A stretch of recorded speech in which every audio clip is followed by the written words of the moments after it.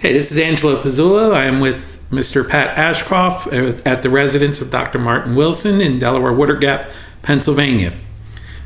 It is approximately 3:32 in the afternoon on October 12th, 2012.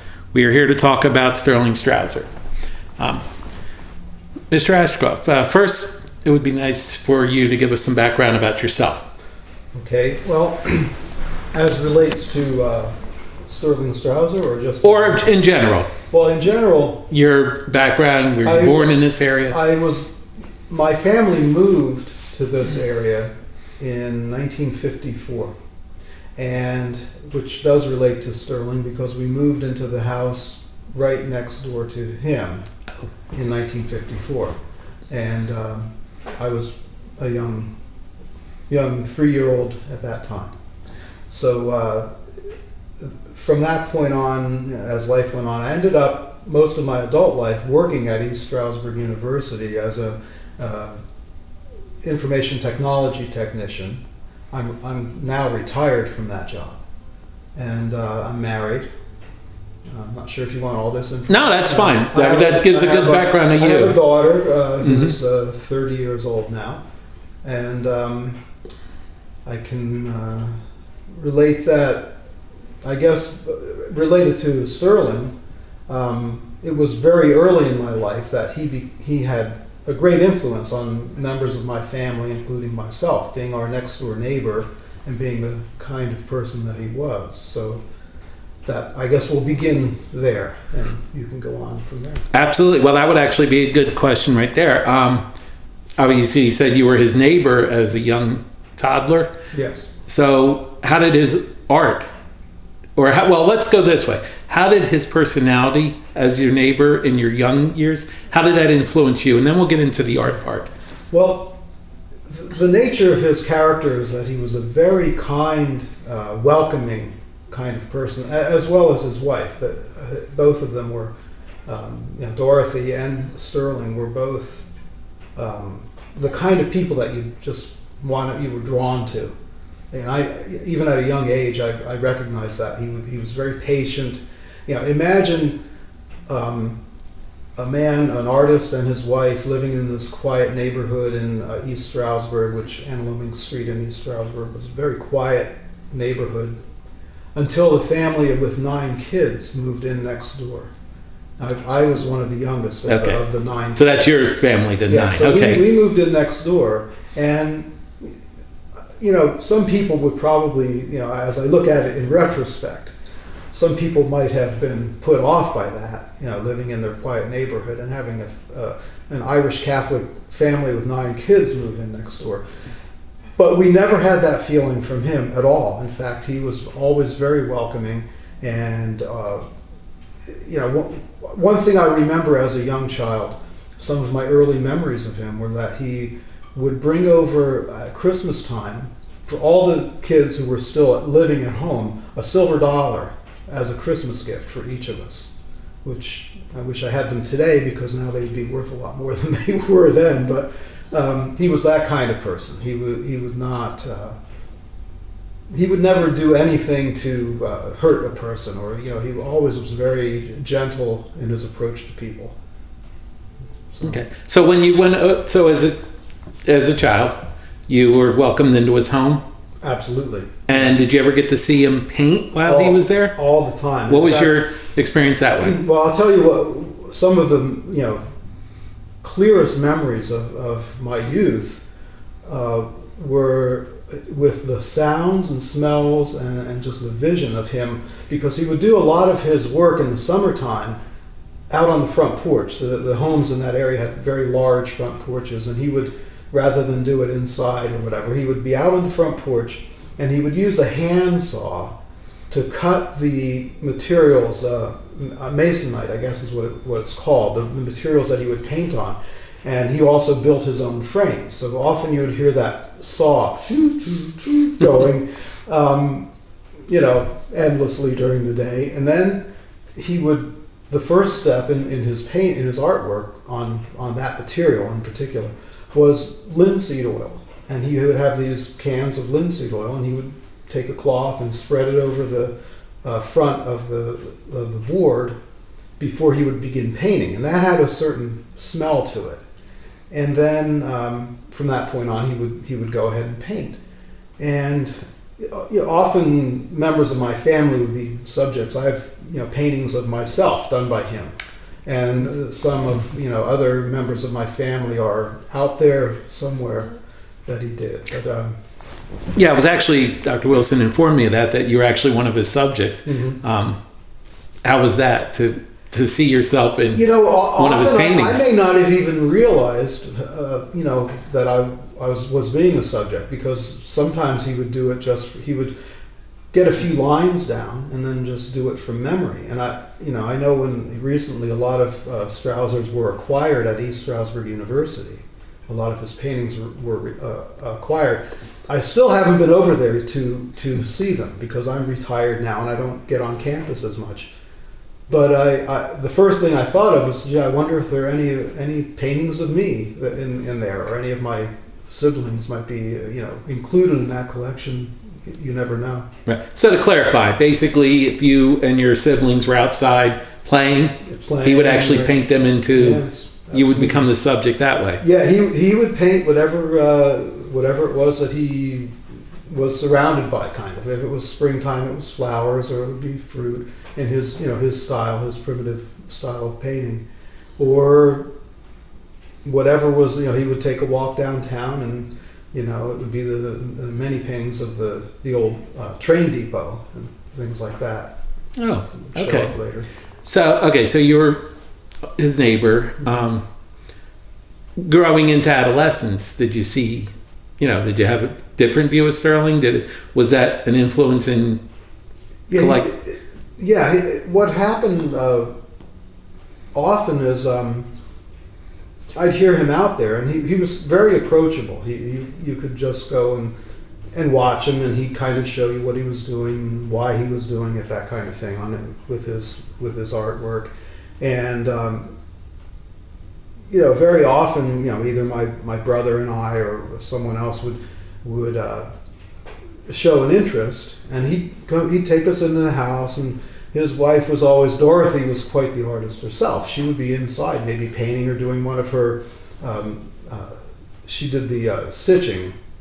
What is it called? Cross hatching, whatever it's called. The quilt type stuff. That a lot of her artwork was done, and she'd be in there doing work quietly. And his house was like a museum.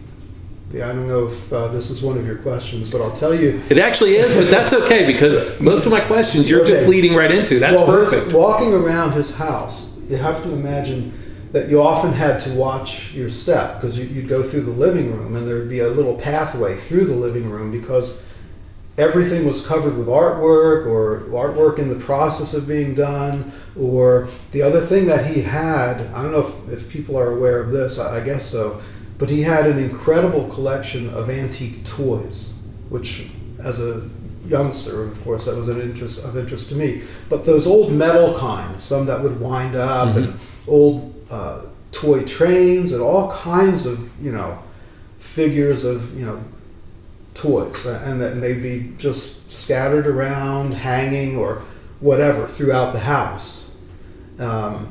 And I can still visualize going up the stairs to the second floor. The entire wall was covered with artwork. Mostly his, but artwork of other people too, because he would, trade and wheel and deal with other artists in the area too. Okay. Well, you answered one of the questions earlier. So about have you seen his collection today at ESU? And regrettably, I have to get up there too. Yeah, it's on my list. I will definitely do that. Right. So, okay, so you visited his home studio. It's my understanding that you later, down in the years, actually became a collector of his art. Was your influence because you saw him paint as an adolescent and you know him personally, or did something about his art also grab you? Was it a combination? Definitely a combination, but I think for me it was more. Well, there are a number of reasons, but just the person. I wanted like a piece of him, in my life, kind of, because he was such a great person. But the other part of it is that my wife, who, when she was in high school, was very interested in art and was somewhat of an artist at that time, and had heard about him. She lived on the other side of town, in Strasbourg, and would frequently come to visit him to get an idea of how he did his primitive art. And I didn't know her at that time, because we were both high school kids at that time.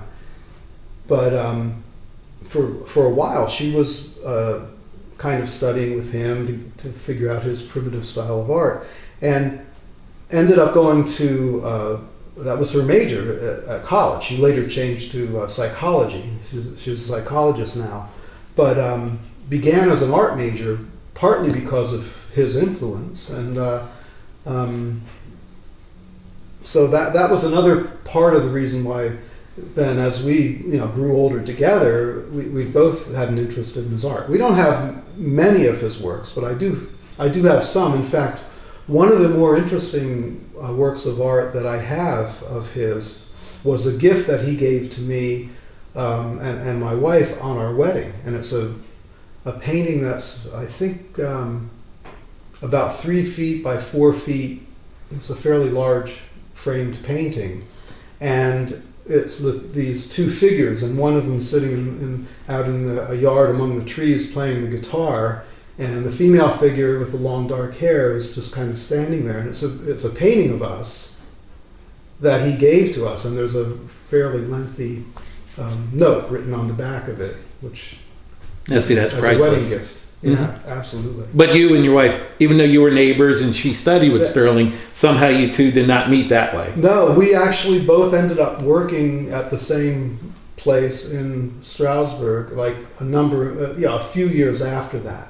And that was how we got to know each other. And then when she realized where I lived, she realized that this was when I'm the neighbor of the guy that she used to go for art lessons to. Oh, okay. So, let's see. All right. This is always a tough question, so I'll try. I want to be as sensitive as possible. But later in years, as Sterling got older and his health started failing, did you notice a difference in his art? Not only technically, but inspirationally? Well, with the style of art that he did, being a primitive artist, it wasn't that, like realist type painting. There was definitely a difference. Like things were more, maybe a little distorted, more so than usual. But with the primitive style he did, it often depicted things a little bit distorted anyway, throughout his life. So it's hard for me to say that it changed a lot, but I guess it did. It did kind of become a little bit less realistic. Okay. Well, your background, basically your hobby background, is in music. Right. Okay. Yeah. But your brother, I got this from an interview with your brother done by my colleague Sarah, Okay. and he's more the technical artist. So that's why I brought the question up. If someone who had not had a big art background noticed that difference. Yeah. Okay. Yeah, I would say there was, and his eyes failed him. That was one of the first. He used to wear very thick glasses as he got older, and that was, I think, the main reason for the change of his style. So it was more a physical change than maybe something coming out as, knowing that his life might be nearing an end. Was there any inspirational change that way? Yeah, I can't address that. Okay. I don't know that I can address that, but physically I could say that his vision, definitely the style changed. The later in life, things were a little less recognizable. I actually brought a little painting. I think Marty took it back downstairs. A self-portrait. I'll show it to you after the. Okay, yeah, that would be great. Okay. This is just a general question. I actually watched a video produced by Jim Siddig. Right. Have you seen that video? I've seen that, yes. How do you feel? How does that work out? I thought it was very emotional for me to watch. I thought it was very well done and portrayed him very well. Right. in a good light, I think. Good. As a person, it went beyond just the art. It really talked about who he was.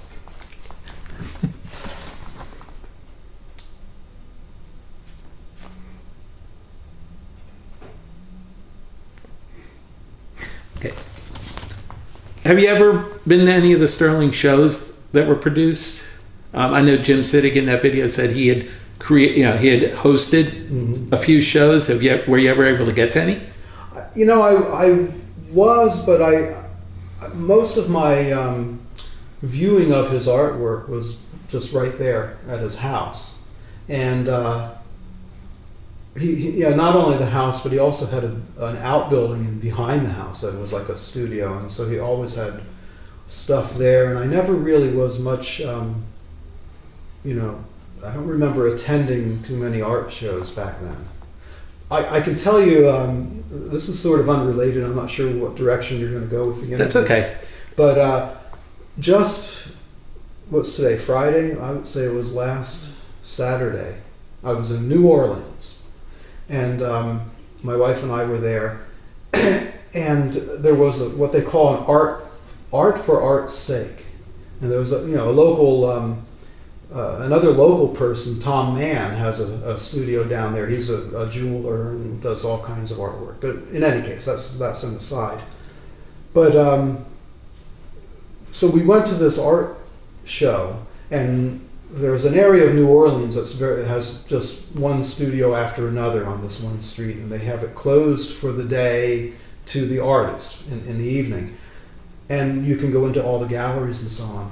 And walking into the galleries, particularly the ones that involved paintings, all the materials were there, and I was like transported back to my youth by the smells and what was going on there, because they're using the materials he did. And whenever I smell that, I picture him out on the front porch, working with these oils, and from my yard, 50, 100 feet away, you always knew he was out there doing something, because you could smell the oil paint and the linseed oil that he used. And so I would walk into a gallery, and it was just transported back to that time, which, even now, I think about him when certain things happen, or I'll see a style of art, and I think about him. That's, just he had a great impact on my family's life in that way, I think. Now, one of the things I heard in another interview was, if Sterling had paintings he didn't like, he would actually just destroy them right then and there. Did you ever witness that? Did you ever see him just I chop never one really up? witnessed that. Okay. I never witnessed that. But I do know that he was very generous with his artwork, and I often wonder if he would kind of give things away. At least I knew him that way, and being a next door neighbor, and so my mom and other family members actually had some of his artwork that he just gave to them, and I often wondered, is it because that was something he didn't like? He just Right. This is terrible, give it to them or whatever. But the ones I have are really quite good, I think. Okay. So I guess that isn't true, that he was just giving away stuff he didn't like. I've got no more questions, so I guess the best way to end this would be, is there anything you'd like to add? Is there anything I might have not asked that you would like to contribute? Any stories, anecdotes? I would just say that, reiterate that here's a man who was living in this quiet neighborhood, and all of a sudden these 9 rowdy kids with other relatives and so on moved to the house next door, and I'm sure we were as disruptive as you could possibly be to a quiet neighborhood. And it had absolutely, it never seemed to have any impact on him at all. He just, I get the feeling that he viewed it as, here's some more subjects for my artwork, or here are some friends for me to have, because he was always open to people in that way. Okay.